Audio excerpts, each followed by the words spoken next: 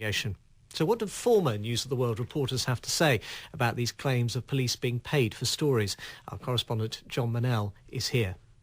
Yes, Sean, Paul McMullan has become quite a well-known name in this saga. He was one of the first former News of the World reporters to claim the use of phone hacking had been widespread. He gave his first broadcast interview to me on this programme back in September last year. He was largely defending what he and colleagues did, but after that was broadcast, he came back to me wanting to speak about an article he had written in 1995, which he was concerned about. It was a News of the World expose on the daughter of the actor Denham Elliott, who starred in films like A Room with a View and Trading Places. If you're an investigative journalist, one of the things you're expected to have is good contacts in the police force and occasionally in the underworld who will tell you about wrongdoing. There was no wrongdoing here at all. There was just someone who had fallen on hard times and actually was very fragile. Paul McMullan's story about Jennifer Elliott alleged she was begging outside a London tube station and was working on occasions as a prostitute. Mr. McMullan told me the paper had acted on information it received as a result of a payment one of his colleagues made to a police officer. The going rate for that kind of thing might have been £200 to £500, and that would have been authorised, and yeah, he would have been paid, and that's one policeman kept happy, and he would have been on the lookout for another story because money is money. Do you know for sure that this story came from a policeman? Do you know for sure that he was paid for the information?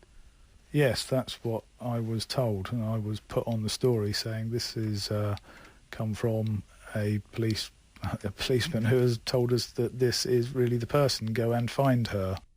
The reason why Paul McMullan was particularly concerned about this story and why it was playing on his conscience is because of what happened next. There was few stories about her over the coming years, how she was still struggling with drugs, and then I remember the last one, which was reporting on her suicide, and yeah. She took her own life? She did, yeah. Do